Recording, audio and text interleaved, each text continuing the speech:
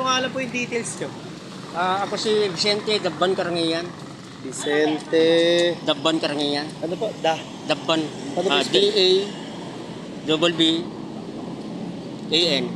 Dabban Karangian. C-A-R-A-N-G-U-I-A-N. Karangian. Ilan taon na po kayo? 51. Kasal po kayo, ano? Kasal po. Kasal po, married. Trabaho niyo po. Dati akong latero. Ngayon, Ngayon po. na-stop ako. Gawa ng sa loob ng bahay lang ako. Wala akong income. Sa address niyo po?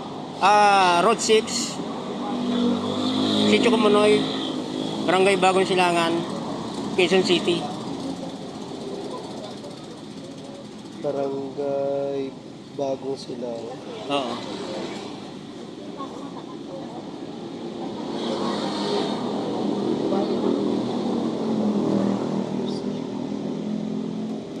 Number niyo tayo?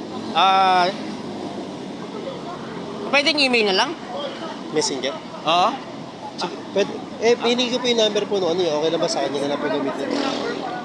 Oo, kasi minsan baka hindi kayo online, ganyan. Number po. O yung number na lang niya. Binigay niya po. Isa na lang po, isa. Yun ang kanya na lang. Tatawag ko pa. Sige po. Okay na po. Kayo po si? Staff Sergeant po. Isa partner, Bautista. Ako po yung investigator po. Opo. Bali, INC yun. Iglesia yung itong kapatid to sa... Kapatid ho kayo, hindi?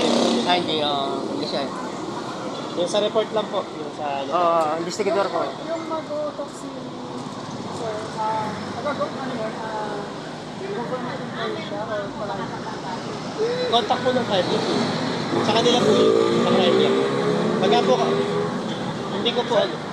Yung mag-utok si government employee siya or... Opo, ano po yun, nasa Soko. Sa crime laboratory talaga yun. Sa PNP din yun. Opo, sa PNP din yun. Siya yung mag-autopsy.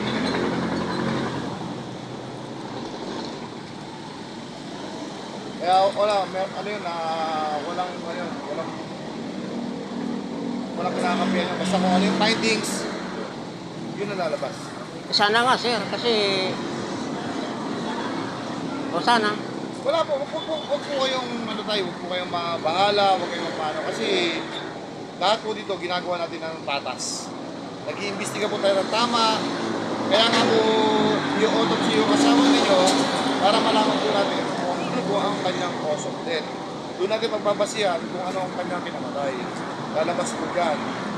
Para lahat po tayo magkaroon po tayo ng peace of mind. Diba? Kasi po ang sabi nyo nga po, ang opinion nyo po ay siya ay pinaslang. Alin po? Diba, ang opinion nyo po ay siya po ay pinaslang. Sabi nyo po, diba? Sa freedom of speech po. Kalayaan sa pagsasalita. Kaya nga po, kaya para po... Opinion. Kaya nga po, diba? Sabi ko, diba, opinion. Opinion. Sa opinion nyo po, ang sabi nyo po sa opinion nyo, siya po ay pinaslang. Kaya para mapatunayan natin kung ano talaga ang nangyari sa kanya, bakit siya namatay, based po dun sa gagawing autopsy. Para po mapatunayan natin, at para magkaroon din kayo ng peace of mind. Kasi mahirap po yung nag-iisip tayo ng bagay-bagay. Anong station na ipafile to, sir, ng investigador? Malamang siya ipafile to Ipapile po na ano? sa crime. Hindi po, ihintay muna po natin yung resulta ng autopsy bago po, kasi kailangan po natin, sir, ma-establish muna kung ano po ang cause of death niya. Kaya lalabas po sa autopsy na siya ay pinatay, that's the time magsisimula po yung investigation natin. Maghahanap po tayo ng mga witness, maghahanap po tayo ng mga ebidensya na po siya ay pinatay. Ngayon, kung malalaman natin sa autopsy, sa cause of death niya, nakalagay po ay natural cause of death.